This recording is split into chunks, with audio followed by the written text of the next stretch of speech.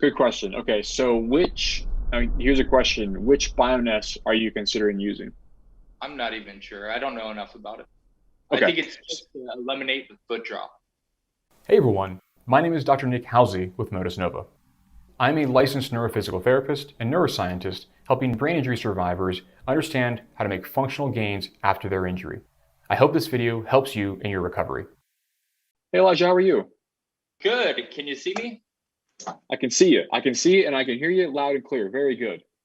I'm back. There he is. You're back. Excellent. So, very good. Would you mind reminding everyone who you are, where you calling from? Okay. So on June 23rd of 2018, I found out that I was really bad at riding motorcycles. So traumatic brain injury, pretty severe. Went into the coma, did that thing for a while, and then went through inpatient therapy at a couple of different nursing homes, and then they kind of stopped providing that therapy that I really needed. So because insurance stopped paying for it after 6 months, they kind of expected me just to fill a bed space, and that's not really who I am.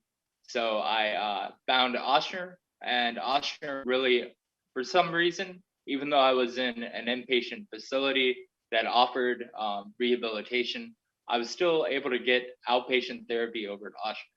So then the cool thing about Oshner is that I went like through the nursing home system. They just wanted to get my right side, my unaffected side, even stronger, so it could do all the work.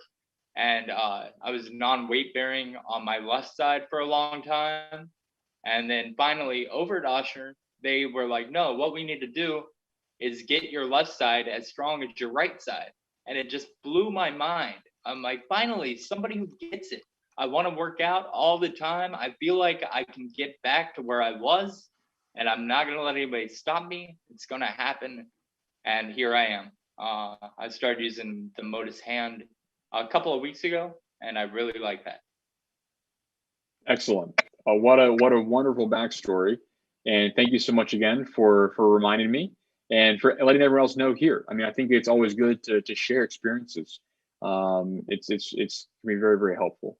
So Elijah, we were chatting just briefly before we came on live today, and you had some questions for me, and I am eagerly anticipating those questions. So what you got? What can I do to be helpful for you today? Okay, I had some notes wrote down because my memory is still not good. Okay. Me too. I rely on notes. I got notepads everywhere, so I'm in the same boat as you. Yeah, So, I really do. They're all placed around my room, just Yep. kind of like grab bars and stuff like that. I have everything kind of like strategically placed. Like here's a grab bar just attached to my bed. Just anything that works. Same with notepads. Sure. So I wanted to start off by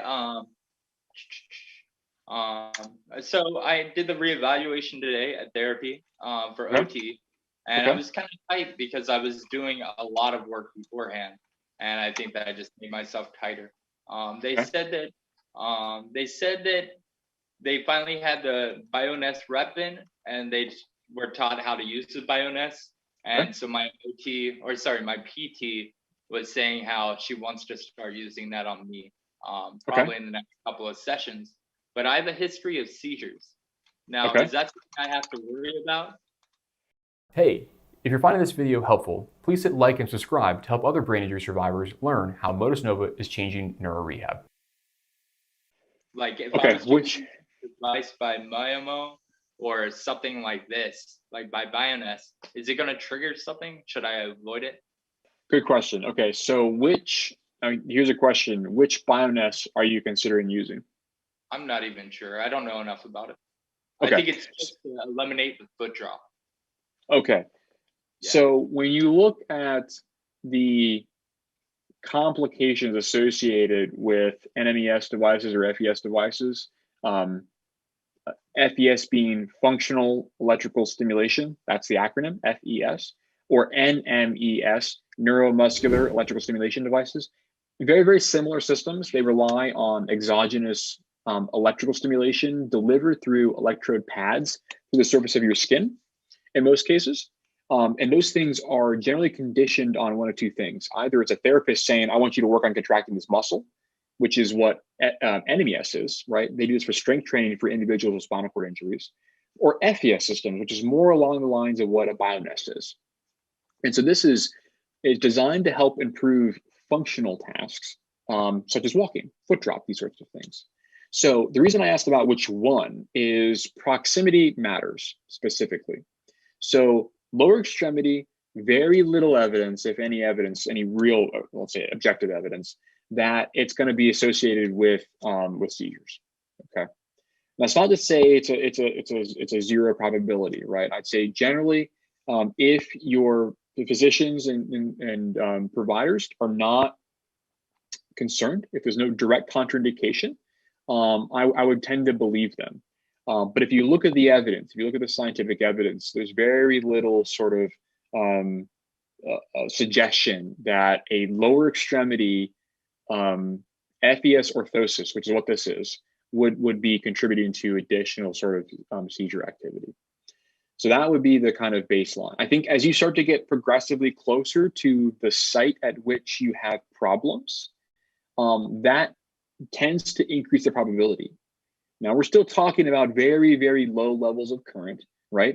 And we're still talking about very, very low probability events, but it becomes potentially less close to zero. So for instance, people with cardiac pacemakers, it's generally contraindicated to have strong electrical stimulation devices in the upper extremity, simply because where the leads go and where the battery packs are. Right, you can imagine the proximity there much closer, right? Because the actual battery pack is maybe subclavicular, kind of below our clavicle here, kind of our bones that go across. And the actual electrodes are close to the heart, on the heart, exactly, right?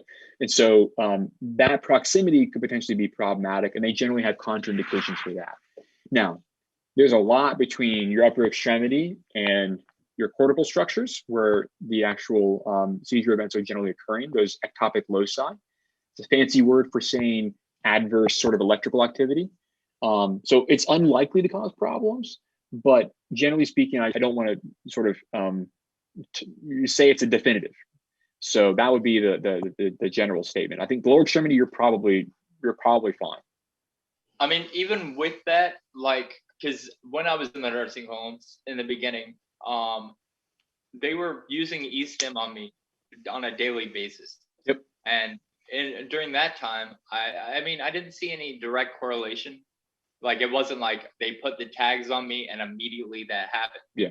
But I was having a lot more seizures during that Yep. time, and they had no problem with just putting stickers on me. Yeah. So I think the other thing too to mention, Elijah, too, is that especially if you're on that process of in the rather acute stage where a lot of things are changing, and you're also going from not doing a whole lot of rehab to a lot of rehab, what can happen is those activities, by nature of you being up and moving, these sorts of things, the general excitability of your system gets elevated. And under those conditions, those are more sort of probable of inducing seizure activity. So it could just be what's called coincidence, right? Again, not saying that we know definitively, but I'd say it's a very, very low probability event that's going to cause those problems to occur. I think it's much more likely to be just natural progression of your recovery, your TBI, in addition to the intense rehabilitation exercises, which can cause changes in excitability, which can then cause those things to kind of interact.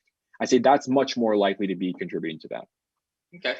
And then also too, if any sort of drugs that you're taking as well, a lot of those drugs can be excitability modifying things as well, especially as you're coming out of the TBI. They will oftentimes do specific medications to cause excitability, and those things can have some adverse effects as well.